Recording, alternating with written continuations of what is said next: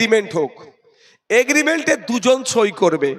ISF এর প্রতিষ্ঠাতা পীরজাদা আব্বাস সিদ্দিকী ভাইজান সই করবে, আর তৃণমূলের প্রতিষ্ঠাতা মমতা ব্যানার্জি মহাশয়া সই করবে। এগ্রিমেন্টে লেখা থাকবে আইএসএফ যেখানে যেখানে প্রার্থী দেবে ওখানে ভোট কেটে যদি বিজেপি আসে, আইএসএফ দায়ভার নিয়ে তৃণমূল যা শাস্তি দেবে আইএসএফ মাথা পেতে মেনে নেবে।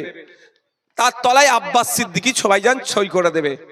আর একটা জায়গায় ওই এগ্রিমেন্টের চুক্তিপত্রে মমতা ব্যানার্জি লিখবেন যেখানে যেখানে তৃণমূল প্রার্থী দেবে ভোট কেটে বিজেপি আসলে তৃণমূলকে তার দায়ভার নিতে হবে, আর আইএসএফ যা শাস্তি দেবে তৃণমূলকে মাথা পেতে মেনে নিতে হবে।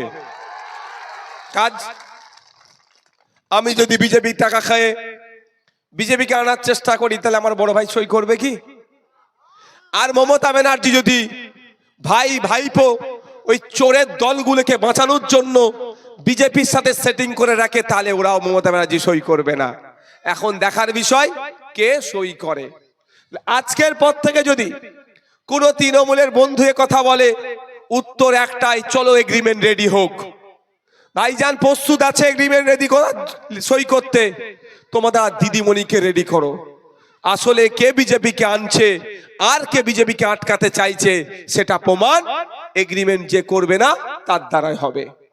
মাথায় থাকবে, মাথায় থাকবে তো নাকি ভাই? আমি আপনাদের বলে যাচ্ছি কোশ্চিন কালেও এরা সই করবে না। হয়তো যদি মমতা ব্যানার্জি সই করে সকালে, সন্ধ্যেবেলা দেখবেন তার দলের নেতারা তিহার জেলের লাল চা খাচ্ছে, মানে বিজেপিকে আটকানোর জন্য সই করবে। বিজেপিকে আটকানোর জন্য সই করলেই দেখবেন সন্ধ্যেবেলা তিহার জেলে তুলে নিয়ে চলে গেছে। এখন ছেড়ে রেখেছে এই জন্যই 2021 সালে আমরাও লড়াই করেছি তো আমরা, আর 77টা সিট কে পেয়েছে বিজেপি। তো ভোটটা কে কেটেছে বিজেপিকে আনলো? খোঁজ নিয়ে হিসাব করে দেখুন ভোটের।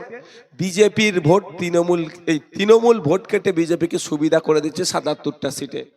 তো ভালো করে আমি হিসাব করে নিয়েছি। তো আমি কেন বলছি এগ্রিমেন্ট করব? আমি কেন বলছি এগ্রিমেন্ট করব? আমি জানি তো বিজেপিকে তৃণমূল সুবিধা করে দেয়, এই এগ্রিমেন্ট করার ওদের সাহস নাই। আর আমরা আমাদের জীবন দিয়ে হলো বাংলা সম্প্রীতি ঐক্যকে আমরা রক্ষা করার জন্য প্রস্তুত আছি। তাই বন্ধুগণ, কেউ যদি কথা বলে তাদেরকে উত্তরটা আপনারা দেবেন।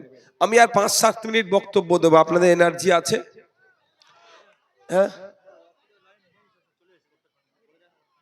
আচ্ছা, যারা বক্তব্য শুনছেন তাদের বলবো ওদিকে রক্ত দেওয়ারও কাজ চলছে, আপনারা ওদিকে রক্তটা আস্তে আস্তে গিয়ে দিয়ে আসুন। ভারী খাবার খাবেন না আপনারা, প্রতি 120 দিন ছাড়া ছাড়া আপনারা রক্ত দেবেন। রক্ত নিয়মিত দিলে ক্যান্সার রোগের ঝুঁকি কমে যায়, রক্ত নিয়মিত দিলে স্ট্রোকের সম্ভাবনা কমে যায়। পৃথিবীর 10টা ভয়ঙ্কর রোগের মধ্যে হচ্ছে ক্যান্সার আর স্ট্রোক, দুটো ভয়ঙ্কর রোগ। এই আপনারা নিয়মিত রক্ত দেবেন। 120 দিন পরে যদি তৃণমূলের কোনো এলাকায় রক্তদান শিবির হয়, আমি নির্দ্বিধায় বলছি আইএসএফ যদি প্রোগ্রাম না করে আপনারা প্রয়োজনে তৃণমূলের মঞ্চে গিয়েও রক্ত দেবেন, কোনো সমস্যা নেই। পার ডে পশ্চিমবাংলায় 1800 থেকে 2000 ইউনিট রক্তের প্রয়োজন হয়। এই ঘাটতি পূরণ করতে সরকার পারে না, আমরাই কিছুটা হলে পূরণ করার চেষ্টা করি। তাই রক্ত দিলে যেমন মুমূর্ষু রোগীর প্রাণ বাঁচে, রক্ত দিলে যেমন সম্প্রীতি ঐক্যের বার্তা যায়, রক্ত দিলেও আপনার স্বাস্থ্য ভালো থাকে। 120 দিন ছাড়া ছাড়া নারী পুরুষ সবাইকে বলবো আপনারা রক্ত দেবেন। বন্ধুগণ, এখানে একটা বড় পয়েন্ট আছে এসআইআর নিয়ে আপনারা আতঙ্কিত হবেন না। অনেকের এসআইআর এর ডাক পড়েছে, অনেকের ডাক পড়েনি। ডাকটা তো সেকেন্ড ফেজের। ফার্স্ট ফেজে কি বলেছিল প্রথম পর্বে আপনাদেরকে? এই হয়ে যাবে, সেই হয়ে যাবে, সব নাম কাটা পড়ে যাবে। 58 লক্ষ কিন্তু নাম কাটা পড়েছে। এখান থেকে একটা কারো নাম কাটা গিয়েছে বলবেন? মানে আপনার বৈধ ভোটারের কারো নাম কাটা গিয়েছে? সারা রাজ্যে কিন্তু 58 লক্ষ নাম বাদ পড়েছে, কিন্তু আমাকে একজন হাত তুলে বলুন কোনো একজন বৈধ ভোটারের নাম কাটা গিয়েছে কি? এরপরে কি পর্বে আছে আপনার নাম কাটা গিয়েছে? বোমার হয় আপনারা যোগাযোগ করেছেন, কি বলেছে? সেটার জন্য যে বিওলো কথা বলেছেন, কি বলেছে, উত্তর কি দিয়েছে? হিয়ারিং এ ডাক পড়বে তো। আমি তো সেটাই বলছি বাপ আমার, হিয়ারিং এ ডাক পড়বে তো। আপনার আমি প্রশ্ন কি ভালো করে বোঝেন, এখানে 58 লক্ষ নাম বাদ পড়ার মধ্যে একজন ওনার বৌমার নাম বাদ পড়েছে কেন? তিনটে কারণে নাম বাদ পড়ে আমি বলে দিচ্ছি। একটা হচ্ছে শিফটিং, একটা হচ্ছে ডেথ, আর একটা হচ্ছে অ্যাবসেন্ট। হয়তো ওনার শিফটিং ছিল মন্দির বাজারে, হয়েছে এখন কুলপিতে, ঠিকঠাক নাম উঠে না ওই জন্য, কিন্তু হেয়ারিং এ গেলে এনার নামটা চলে আসবে।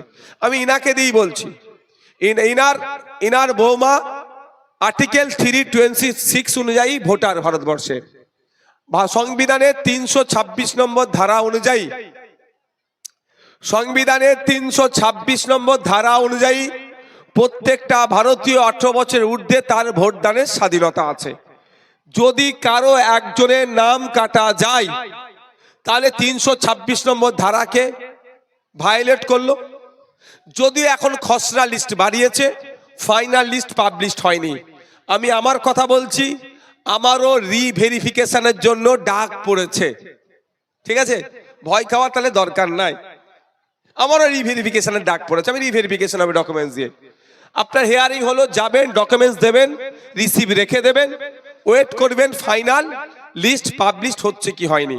তার আগে বলবো, এখন যেটা চলছে এসআইআর নিয়ে মানুষকে হয়রানি করা, আর কিচ্ছু নয়। এখন যেটা চলছে মানুষকে শুধুমাত্র হয়রানি করছে।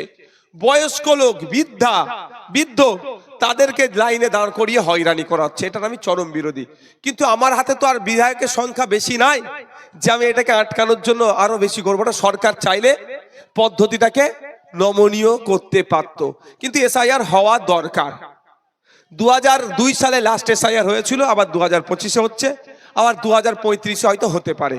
যাক, আমি আর 5 মিনিট টাইম নেবো। কারো অসুবিধা আছে তাহলে একটু ধৈর্য ধরতে হবে। আপনার পিছনে লোক আছে, আপনি উঠবেন না, আপনার পিছনে লোক আছে, মহিলা আছে, অসুবিধা হবে। 5 মিনিট টাইম নিচে এসআইআর বলে আমি ছেড়ে দেবো। তো আমি আপনাদের বলে যাই, আপনাদের বড় ভাইজান আমাকে নির্দেশ দিয়েছে, সুপ্রিম কোর্টের অ্যাডভোকেটদের সাথে অলরেডি আমার কথা বলা হয়েছে। পশ্চিম বাংলার একটা হিন্দু হতে পারে, দলিত হতে পারে, মতুয়া হতে পারে, নমশূদ্র হতে পারে, মুসলমান হতে পারে, খ্রিস্টান হতে পারে, যে কেউ পশ্চিম বাংলার একটা কোনো মানুষের নাম যদি কাটা যায়, তার পাশে কেউ থাকুক আর নাই থাকুক, নওশাদ সিদ্দিকী থাকবে, খামচিহ্ন থাকবে, তার হয়ে আইনি লড়াই আমি করব। আপনারা নিশ্চিন্তে থাকবেন।